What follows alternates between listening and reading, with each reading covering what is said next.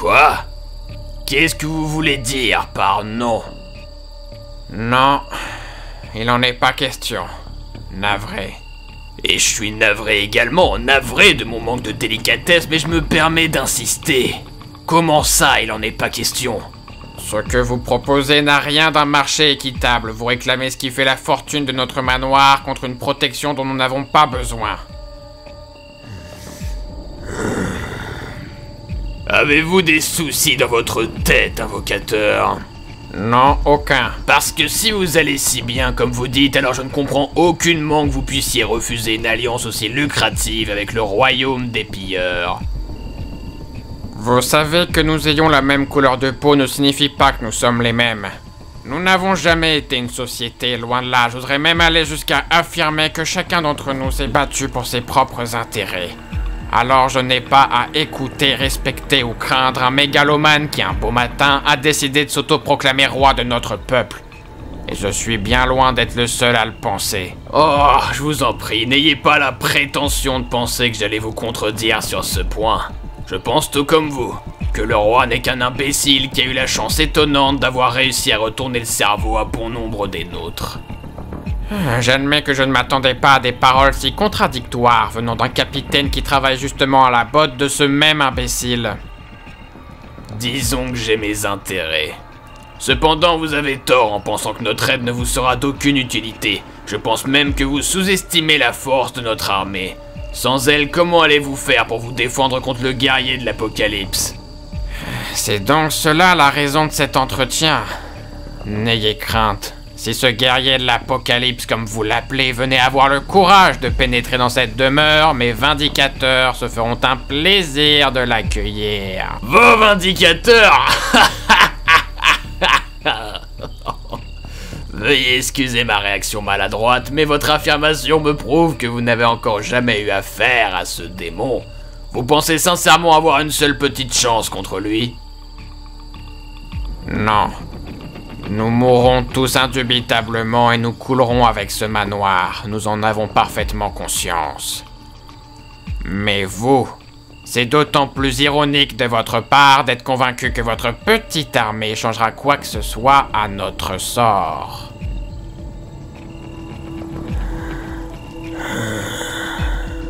Dans ce cas, il en vient d'évoquer deux possibilités différentes. La première, celle qui vous arrange le plus visiblement, est de mourir dignement au combat avec vos hommes contre un adversaire contre qui vous ne pourrez jamais gagner, acceptant de par ce fait qu'il obtiendra toutes les richesses ici présentes, dont celles dont nous avons justement besoin.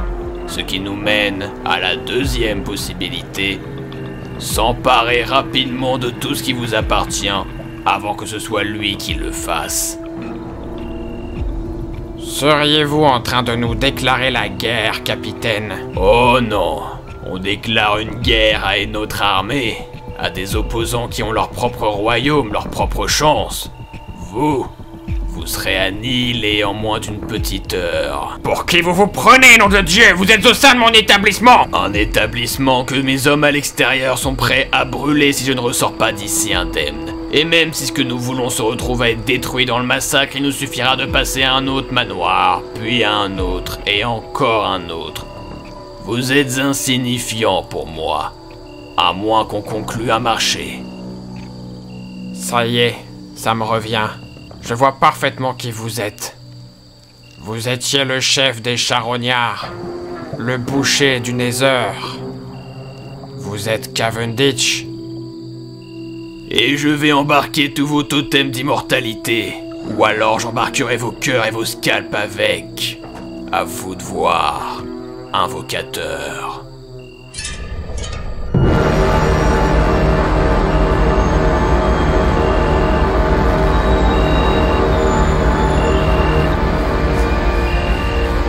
Le marché a été conclu, j'ai tous les totems avec moi. Brûlez le manoir et tuez-les. On ne peut jamais faire confiance à une personne devenue un allié sous la contrainte.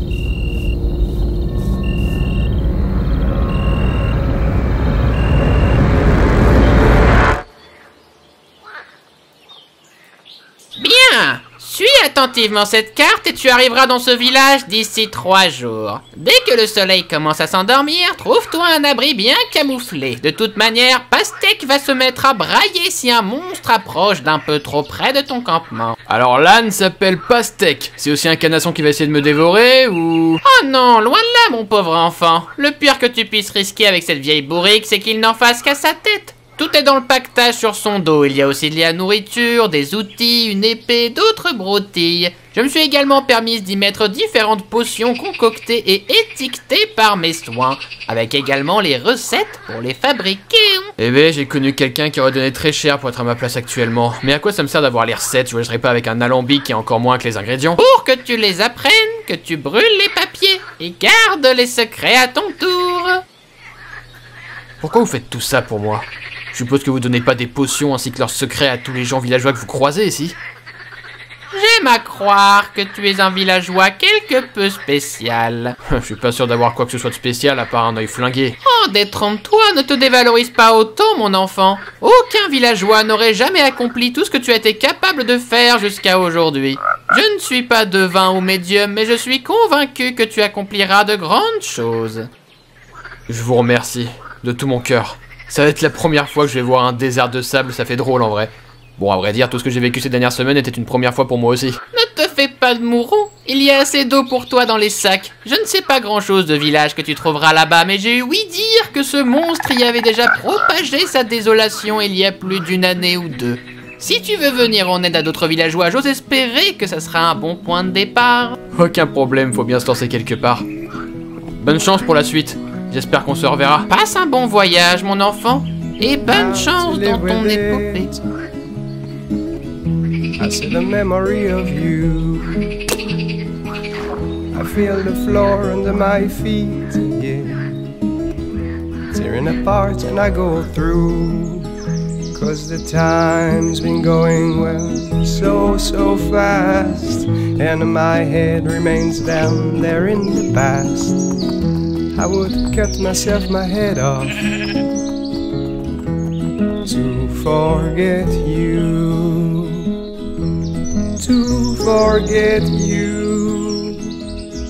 'Cause I know there's something wrong, and I know it's been too long. I used to play that stupid song, but my heart there belongs.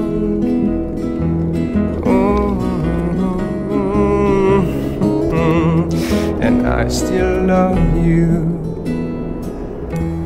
How to live with it? I see the memory of you. I see the dark of an endless beat, edging of things that could be new.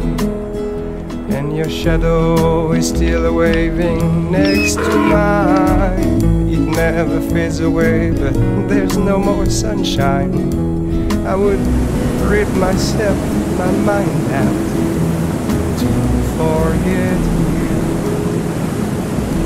to forget you. Oh. Ah, c'est pas vrai, j'ai du sable partout, bordel. Allez, Pastèque, on avance. Allez, Pastèque.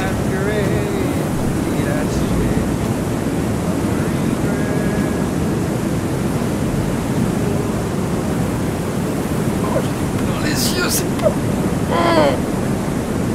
Oh, je sais même pas où je vais.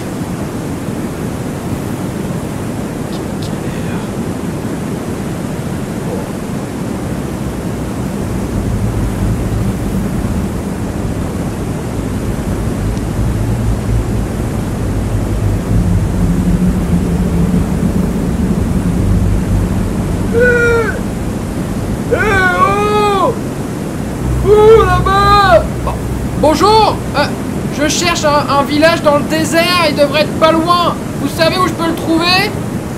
Quoi? Je cherche un village dans le désert. Vous êtes un marchand ambulant? Oh là là, ça va pas être simple. Pas vraiment, je viens d'un village très lointain. Vous aimeriez peut-être venir au village pour vous abriter de cette tempête? Oui, j'apprécierais énormément. Bien, on n'est pas loin du tout. Suivez-moi, marchand. Je suis pas... Ok. Allons-y. Marchez pas trop vite.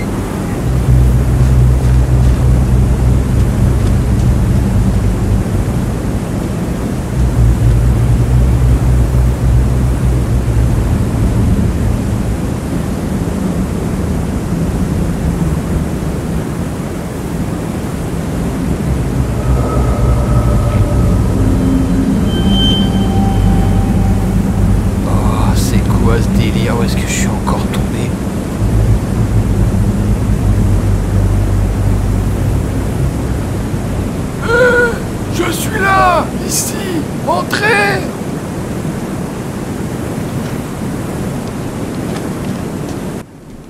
Grand interprète, voici un nouveau marchand ambulant. Oh, déjà? C'est étonnant d'avoir autant de visiteurs ces derniers temps. Tu peux nous laisser, Jean. Oui, bien sûr. Il est rare d'avoir la venue d'un marchand plus d'une fois par mois. À vrai dire, je suis... Ouais, je suis juste de passage. J'ai rien à vendre, les temps sont assez difficiles en ce moment. Je conçois. Veuillez m'excuser si vous avez l'impression que je vous dévisage, je suis aveugle. Vous en faites pas, hein, c'est moi qui m'excuse de vous importuner. Pour être totalement honnête, je pensais ne trouver ici que des décombres, des bâtiments en ruine. Mais j'ai pas l'impression que vous soyez particulièrement en détresse, à moins que je me trompe. Me permettez-vous de vous demander pourquoi serions-nous en détresse? Bah, on m'a dit que vous aviez reçu la visite d'un guerrier. Un monstre qui a généralement la réputation de semer le chaos partout où il passe. J'étais venu ici espérant pouvoir vous apporter mon aide. C'est fort aimable de votre part, mais il n'y a aucun monstre ici qui a pu nous causer du tort, à part les créatures nuisibles de la nuit, bien évidemment. D'accord. Alors si c'est pas le cas, pourquoi cette statue gigantesque à l'extérieur lui ressemble étonnamment? Il est assez maladroit d'évoquer l'apparence d'un monument à quelqu'un qui ne peut pas le voir. Oui, pardonnez-moi, j'ai pas du tout réfléchi avant de parler. Je vous taquine. Celui qui se dresse face à nous, surveillant de ses 2 yeux brillants notre village, n'est d'autre que notre protecteur.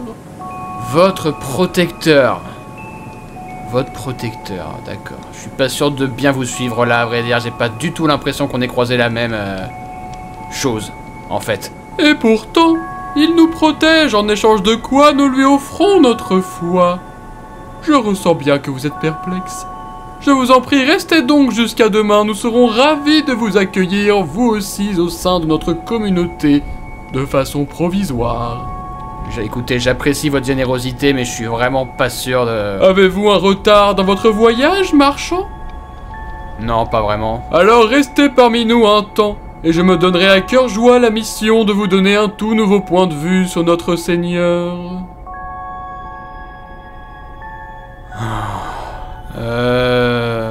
C'est d'accord, je vais rester un peu. Magnifique, vous m'envoyez ravi. La tempête semble s'être calmée et je crois bien que vous avez déjà fait connaissance de Jean, l'aîné du village. Allez le retrouver. Il vous emmènera à votre logement pour la nuit.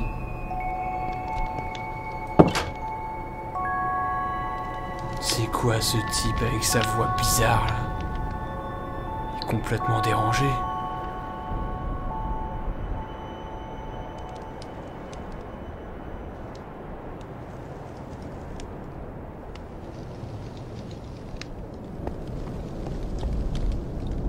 Voici votre petit havre de paix pour les prochains jours, avec une vue prenante sur notre monument qui veillera sur vous. C'est très mignon, mais il fait toujours aussi chaud par chez vous, j'ai l'impression d'étouffer. Oh, je ne m'en rends plus compte, mais la nuit ça se rafraîchit, vous verrez. En revanche, vous devrez respecter le couvre-feu. Il y a de la saleté de vermine qui rôde pendant la nuit. Et vous n'avez pas de golem, ça serait plus efficace que de laisser un villageois garder un œil ouvert chaque nuit. Surtout vous avez pas l'air nombreux. Oh si malotru, nous en avions des golems. Nous en avions même plusieurs. Mais notre Dieu a jugé bon de nous forcer à apprendre à se débrouiller sans eux. Que voulez-vous, le Seigneur ne veut que notre bien, même lorsque ses voix sont difficiles à traduire. Je vois.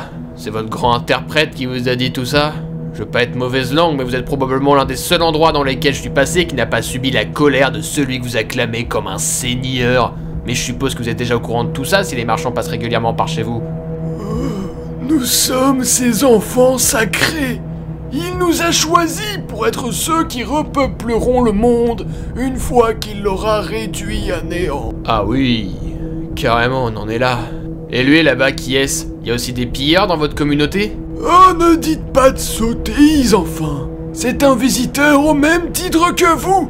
Il aurait entendu parler de notre Tout-Puissant et aimerait fuir les siens pour se repentir. Mais ils ont convenu qu'il pourrait rester jusqu'au jour où il trouvera la foi. Eh ben, comme quoi les pilleurs aussi sont capables de changer malgré tout. Vous m'avez l'air aimable, marchand ambulant. Mais suivez donc le conseil d'un vieux sage. Ne blasphémez pas trop en ces terres saintes. Si vous ne partagez pas nos croyances, tâchez au moins de faire preuve de respect. Tout le monde ici n'est pas aussi tolérant et patient qu'un vieillard comme moi.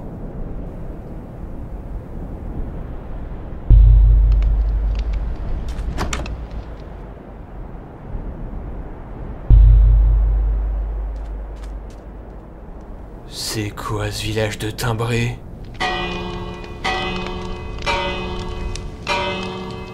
Il est l'heure.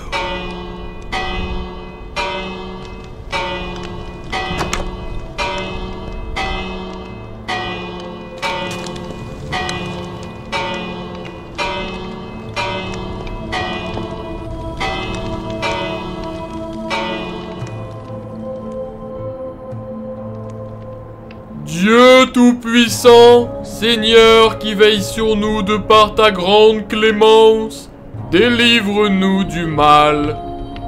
Nous reconnaissons, mes confrères et moi-même, que nous avons péché, en pensée, en parole, par action et par omission. C'est pourquoi nous te supplions de tous nos cœurs de garder espoir en notre communauté que nous avons bâtie en ton nom. Nous persistons pour vous, nous nous acharnons pour vous, et nous existons pour vous. Gloire à Dieu, Seigneur, Roi du ciel, Père tout-puissant, nous te louons, te bénissons et te glorifions. Amen. Mes frères, demain sera le jour du présent. Alors gardez votre esprit saint pour cette journée bénie qui nous sera offerte encore une fois. Pour expliquer à nos deux invités, c'est une grande fête en l'honneur de Dieu où tous les villageois peuvent s'amuser, profiter et se libérer de leurs semaines difficiles. Vous serez bien évidemment les bienvenus. Je vous remercie mes frères et bonne journée à tous. Je peux pas rester. Désolé, c'est au-dessus de mes capacités. J'ai essayé de me dire qu'il fallait que je fasse preuve de patience, essayer de vous comprendre, mais c'est juste pas possible en fait. La cérémonie vous a-t-elle déplu? C'est pas la cérémonie en elle-même qui me dérange. Ressentez-vous le besoin de parler de ce qui vous tracasse avec moi? Je suis une très bonne oreille. Ah, s'il vous plaît, sans vouloir être vulgaire, ne me prenez pas avec des pincettes. Vous savez très bien ce qui me dérange, c'est celui que vous acclamez comme votre seigneur. Écoutez, marchand, je comprends votre questionnement, mais essayez plutôt de vous mettre à notre place. Vous croyez bien en Notch, n'est-ce pas? Ah mais arrêtez, ça n'a rien de comparable. Personne n'a jamais eu de preuve concrète de son existence et il n'a pas commis d'atrocité impardonnable, lui. Votre seigneur, là, c'est un monstre sanguinaire et sans pitié et je n'arrive pas à saisir comment vous pouvez dresser une statue à son effigie et prier en son nom comme s'il le méritait. Ce qu'il a commis ailleurs ne s'est pas produit ici. Vous êtes passé par un nombre incalculable de hameaux durant vos voyages, et pensez-vous qu'un seul villageois quelconque aurait la subite conviction de se mêler des problèmes d'autres villages? Non, aucun d'entre eux bougerait le petit doigt pour quitter leur confort et aller aider autrui. Nous sommes nés ainsi, et nous périrons ainsi. Voyez cela comme une forme d'équilibre. Notre Seigneur a peut-être agi différemment autre part, mais cela ne nous concerne pas. Ce qui compte, c'est ce qu'il fait ici, pour nous, pour ses enfants, et ce que nous lui rendons en contrepartie. Il faut apprendre et pardonner.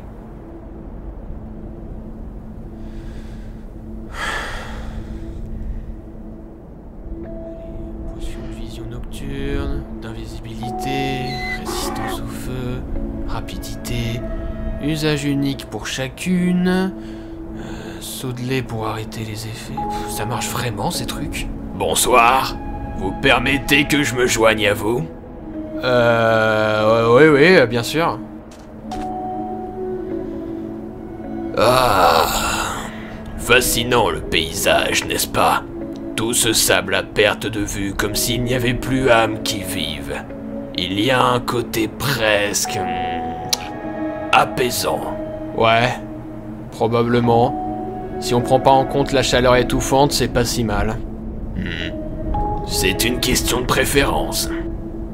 Alors, vous êtes sur la voie de la rédemption apparemment? Et ça vous met foutrement mal à l'aise, pas vrai? Ouais, j'avoue. À vrai dire, ma dernière expérience avec des pilleurs s'est pas très bien passée. Rien de bien étonnant, mais je ne m'excuserai pas à leur place. Cela m'a pris des années à me détacher totalement de mes origines, je ne m'identifie plus à ces énergumènes. Leurs erreurs ne sont plus mes erreurs. Alors, pardon. Pardon pour avoir fait une sorte de généralité. C'est ma faute. C'est déjà oublié. Alors, comment se passe votre séjour? C'est une très bonne question. Je dirais de manière inattendue. Je m'attendais à tomber sur un village dans le besoin et dans le désespoir, et à la place, c'est plutôt tout le contraire. À la place, ils bénissent un dieu de contradiction. Dieu est censé être omniscient, omnipotent ou bienveillant. Le leur ne correspond visiblement à aucun de ces descriptifs. Faites attention, on m'a dit qu'il ne fallait mieux pas blasphémer devant les résidents du coin. Ouais, j'ai entendu les mêmes conneries. Mais ces illuminés sont à l'image de leurs soi-disant seigneurs, complètement fous, avec des idéologies dépassées. Ouais, ils sont louches. Ils cachent forcément un truc. Ça me fait plaisir de pas être le seul à penser ça, mais pourquoi vous restez ici alors? Car j'aimerais me faire mon avis de mes propres yeux. Ce grand interprète a prétendu que leur protecteur venait assez régulièrement. Alors je patiente. Quoi? Attendez, vous voulez dire qu'il va vraiment venir ici? Il paraîtrait... C'était un plaisir, mais il faut vite que je me taille. Le soleil est en train de se coucher. Je ne vous conseille pas de partir pendant la nuit. Les squelettes et les araignées rôdent beaucoup dans les parages. Vous ne survivrez pas. Que craignez-vous de toute manière? Qu'il abatte sa colère sur vous? Écoutez, je suis venu pour aider, c'est tout. Et ici, personne n'a besoin de mon aide, alors je n'ai aucune envie de mourir. Vous avez peur. Et c'est normal d'avoir peur. Que vous a-t-il pris si ce n'est pas indiscret? Tout. Il m'a tout pris. Vous savez, le pardon signifie ne pas punir ce qu'on juge punissable. Selon vous, est-ce que ce Dieu mérite votre pardon? Non, il mérite rien d'autre que de souffrir. Souffrir pour tout ce qu'il a fait. Et tout ce qu'il fera encore. Alors qu'attendez-vous? Vous êtes vraiment un pilleur qui cherche à se repentir? Et vous? Vous êtes vraiment marchand? Je vais aller dormir. Je vous souhaite une très bonne nuit.